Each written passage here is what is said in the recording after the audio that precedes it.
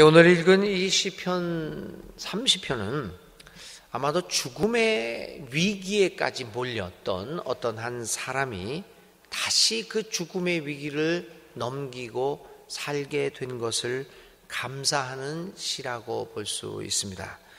아마 이 시인은 어떤 죽음의 현장에 처해 있었던 것 같습니다. 그래서 사람들은, 이 시를 해석하는 사람들은 마지막 두 절을 보아서 큰 병 중에서 신음하는 고통이었다 이렇게 말하기도 합니다.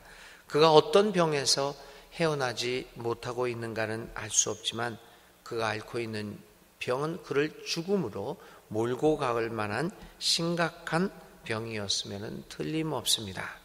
그런 죽음 직전에서 신음소리를 내는 것 같은 심정으로 이 시를 기록했을 것입니다. 나를 살리소서, 나를 스올에서 끌어내소서, 무덤으로 내려가지 않게 하소서, 이런 구절들을 통해서 그는 외마디 비명을 외치고 있습니다. 이런 표현은 시인의 임종이 죽을 날이 가까웠음을 암시해 주고 있기도 하고 또 죽을 가능성이 매우 높다는 것을 보여주고 있습니다. 이러한 생명의 위협 앞에서 절절한 심정으로 시인은 오늘 이 시를 통하여 하나님께 호소하고 있습니다. 그런데 이러한 생명의 위험에서 시인은 이제 고침 받은 것을 애원하고 있고, 아마 이 시에서 보면 실질적으로 그가 그 죽음의 위기에 처해 있는 그 병에서 노임을 받았다라고 하는 것을 볼 수가 있겠습니다. 그래서 그 시는 이제 하나님을 향한 하소연에서 하나님께 드리는 찬양과 감사의 시로 변화되고 있기도 합니다. 그런 의미에서 사람들은 이 시를 감사시로 분류하기도 합니다.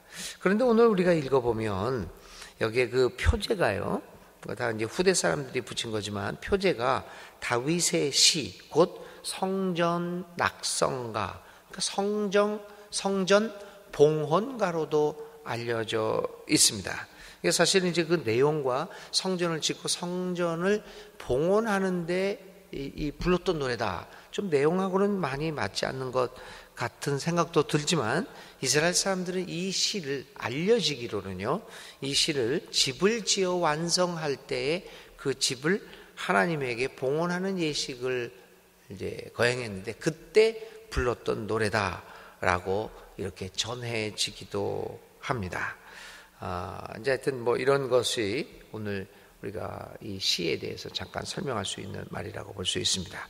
자, 한 절 한 절 우리가 다시 한번 읽어보면서, 세 번역으로 읽어보면서 이 시에 얽힌 이야기들을 좀 살펴보겠습니다. 1절부터 5절까지 있는 말씀 제가 다시 읽습니다. 주님께서 나를 수렁에서 건져주시고 내 원수가 나를 비웃지 못하게 해 주셨으니 내가 주님을 우러러 찬양하렵니다. 주 나의 하나님, 내가 주님께 울부짖었더니 주님께서 나를 고쳐주셨습니다. 주님, 스월에서 이 몸을 끌어올리셨고 무덤으로 내려간 사람들 가운데서 나를 회복시켜 주셨습니다. 주님을 믿는 성도들아, 주님을 찬양하여라. 그 거룩한 이름을 찬양하여라. 주님의 진노는 잠깐이요 그의 은총은 영원하니 밤새도록 눈물을 흘려도 새벽이 오면 기쁨이 넘친다. 참 아름다운 구절들 아닐까요? 이 시인이 여기서 이제 나를 수렁에서 건져주셨고 나를 고쳐주셨고 스월에서 이 몸을 끌어올려고, 스월은 죽은 자들이 가는 곳이라고 알려져 있는 곳이죠. 그리고 무덤으로 내려간, 아마 이 사람이 이제 자기가 무덤으로 내려간 것 같은 그러한 경험을 했던 것 같습니다. 그런 무덤으로 내려간 사람들 가운데서 나를 회복시켜 주었다. 교우 여러분, 오늘 우리가 의사나 누구한테 사형 선고, 당신은 얼마밖에 살지 못합니다 라고 하는 그러한 통보를 받았을 때 우리의 심정이 어떨까요? 우리 교우들 가운데 그런 분이 있습니다. 제가 이름은 말씀을 드리지 못하지만 그렇게 그런 분이 있습니다. 저는 그분에게 이 시를 또 권고해 드렸고 같이 이 아픔을 나누고 있습니다만은 우리가 무덤으로 내려간 것 같아. 아니 이제 얼마 있으면은 나는 사랑하는 가족과 이별하고 무덤으로 내려갈 수밖에 없구나라고 하는 심정이 들었을 때 어떻게 우리는 기도할까? 오늘 이 시편 30편에 있는 이 시편 기자의 내용이 그 기록이 그렇습니다. 물론 이 시인은 이제 그러한 죽음에 이르는 병에서 노임을 받아서 오늘 이렇게 찬양의 시를 읽고 있기는 하지만 그 사람의 심정이 어떠했는가를 생각하면서 오늘 시를 읽어가는 것이죠. 나를 수렁에서 건져주시고 스올에서 이 몸을 끌어올리셨고 무덤에서 내려간 사람들 가운데서 나를 회복시켜 주셨다. 오늘 이러한 간절한 심정을 가지고 하나님 앞에 기도하는 사람들, 오늘 우리들도 이러한 마치 우리가 죽음을 선고받은 것 같은 이러한 심정으로, 간절한 심정으로 하나님 앞에 기도드립니다. 이 시를 읽으면서 저는 그 교훈을 생각하지 않을 수 없습니다.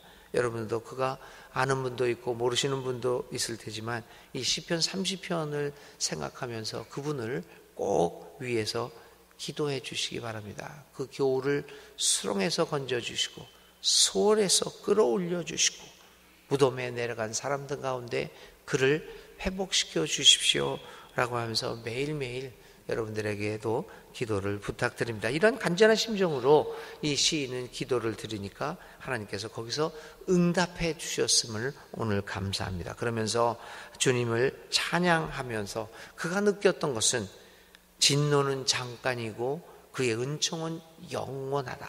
밤새도록 눈물을 흘려도 새벽이 오면 기쁨이 넘친다. 이러한 신앙의 고백을 하고 있습니다. 어두운 인생의 어두운 시대가 지나 밝은 시대가 도래하게 될 것이라고 이 시인은 선언하고 있습니다. 왜냐하면 하나님께서 함께해 주시고 하나님께서 그가 어디로 가든지 함께 동행하신다는 것을 그는 깨달았기 때문입니다. 그리고 우리를 향한 하나님의 진노는 잠깐이지만 우리를 향한 하나님의 은총은 영원한 것, 하나님의 우리를 향한 자비와 긍휼하심은 영원히 계속되어진다는 것을 이 시인은 고백하였습니다. 오늘 우리들도 우리의 믿음의 고백도 이 같은 고백이 되어야 할 것입니다. 6절부터 10절에 있는 말씀, 그는 다시 한번 병을 나아서 하나님께 찬양을 했지만 다시 한번 그의 옛삶을 한번 돌아보면서 하나님 앞에 이런 간구를 드립니다. 6절부터 10절까지 읽습니다. 내가 편히 지낼 때에는 이제는 영원히 흔들리지 않겠지 하였지만 태산보다 더 든든하게 은총으로 나를 지켜주시던 주님께서 나를 외면하시자마자 나는 그만 두려움에 사로잡히고 말았습니다. 주님, 내가 주님께 부르짖었고 주님께 은혜를 간구하였습니다. 주님, 내가 죽은들 주님께 무슨 유익이 되겠습니까? 내가 죽어 구덩이에 던져지는 것이 주님께 무슨 유익이 되겠습니까? 한 줌의 티끌이 주님을 찬양할 수 있습니까? 한 줌의 흙이 주님의 진리를 전파할 수 있습니까? 주님, 귀를 기울이시고 들어주십시오. 나에게 은혜를 베풀어 주십시오. 주님께서 나를 돕는 분이 되어 주십시오. 이렇게 고백을 합니다. 아마 이 사람이 지나간 삶을 생각해 볼 때 이런 생각을 했던 것 같습니다. 모든 일이 평탄하게 그에게 아마 병들기 전이었던 것 같습니다. 그가 편하게 건강하게 지내고 모든 일들이 잘 풀려 지내던 시기였던 것 같습니다. 그가 말합니다. 이렇게 건강도 하고 모든 일이 잘 풀려가고 있는 이 순간에 이제는 됐다. 아마 예수님의 비유 속에서 나왔던 어리석은 부자와 같은 마음이었을 겁니다. 곡식이 추수가 풍부해지고 그래서 이제 창고를 더 지어서 그 물건들을 가득가득 채우면서 이 부자가 한 말이 뭡니까? 이제는 안심하여라. 이제는 편안하여라. 라고 했던 그 어리석은 부자의 마음이 오늘 시인의 옛 과거였던 것 같습니다. 이제는 영원히 흔들리지 않겠지. 이제는 모든 것이 잘 되겠지. 이렇게 해서 그의 삶에 안주했던 것 같습니다. 그때 하나님께서 그가 체험한 것은 하나님이 그를 외면하자마자 그 모든 것, 영원하리라고 생각했던 것, 나를 편안하게 해주리라 생각했던 그 모든 것들이 한순간에 흔들려 버린 경험을 했던 것 같습니다. 그래서 이는 얘기합니다. 주님께서 나를 외면하시자마자 나는 그만 두려움에 사로잡히고 말았습니다. 시인은 그러한 것들을 회고하면서 다시 하나님께 간구하게 되는 것이죠. 주님 귀를 기울이시고 들어주십시오. 나에게 은혜를 베풀어 주십시오.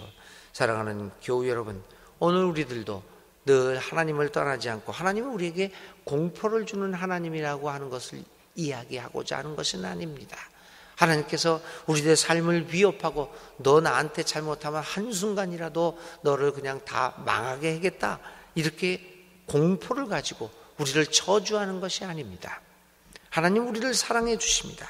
그러나 오늘 우리의 삶 속에서 나를 중심으로 영원히 흔들리지 않겠다라는 그 생각이 오늘 우리들의 삶을 오히려 더 위협하고 있다는 것을 이 시편은 가르쳐주고 있습니다. 우리가 영원히 흔들리지 않겠지라고 하는 그 순간이 오히려 더 하나님을 의지하고 하나님의 은총과 자비를 구할 시간입니다.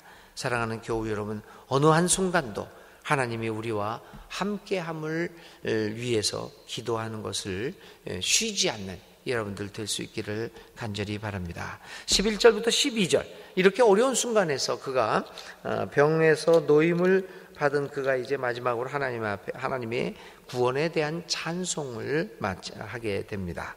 11절부터 12절을 읽습니다. 주님께서는 내 통곡을 기쁨의 춤으로 바꾸어 주셨습니다.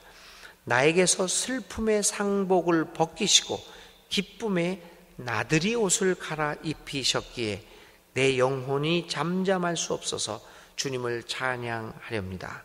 주 나의 하나님, 내가 영원토록 주님께 감사를 드립니다. 주님께서 반전을 일으켰다는 겁니다. 통곡을 기쁨의 춤으로, 상복을 나들이 옷으로 갈아입히십니다. 주님의 놀라운 역사는 이렇게 인생에 있어서 우리에게 반전을 가져다 줄 수 있다는 것.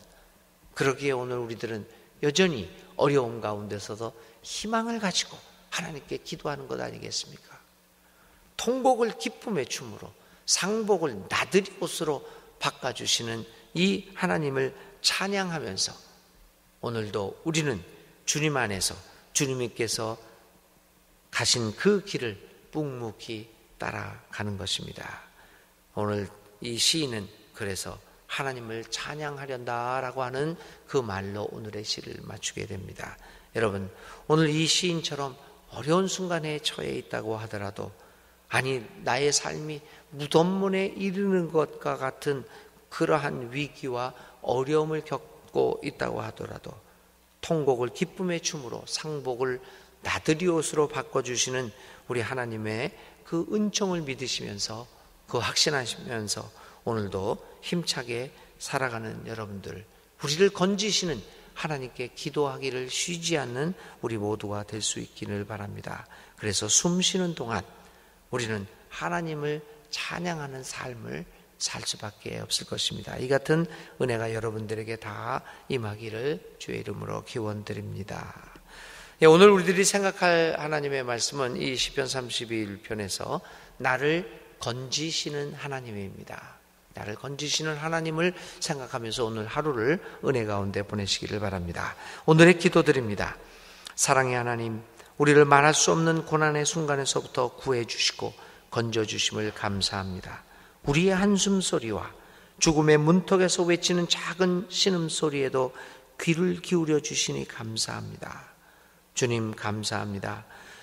죽음의 깊은 골짜기를 다닌다고 할지라도 우리가 두려워하지 않을 것은 주님의 구원의 역사를 믿기 때문입니다. 오늘도 주님을 향한 믿음의 깃발을 높이 들게 하셔서 어떠한 삶의 위기와 위협 앞에서 굴하지 않고 용감하게 나갈 수 있도록 우리를 도와주옵소서. 우리의 기도를 들어주시는 주님 감사합니다. 예수님의 이름으로 간절히 기도드립니다. 아멘. 오늘의 실천입니다. 오늘 시편 30편의 시인처럼 혹시 죽음의 위기와 같은 어려움에 처했던 경험이 있는가 나를 생각하고 하나님이 나를 그 죽음의 수렁에서 건져주셨던 일을 기억하고 감사의 기도문을 한번 작성해 보시기 바랍니다. 주님 가르쳐주신 기도드립니다. 하늘에 계신 우리 아버지, 아버지의 이름을 거룩하게 하시며 아버지의 나라가 오게 하시며 아버지의 뜻이 하늘에서와 같이 땅에서도 이루어지게 하소서. 오늘 우리에게 일용할 양식을 주시고 우리가 우리에게 잘못한 사람을 용서하여 준 것 같이 우리 죄를 용서하여 주시고 우리를 시험에 빠지지 않게 하시고 악에서 구하소서.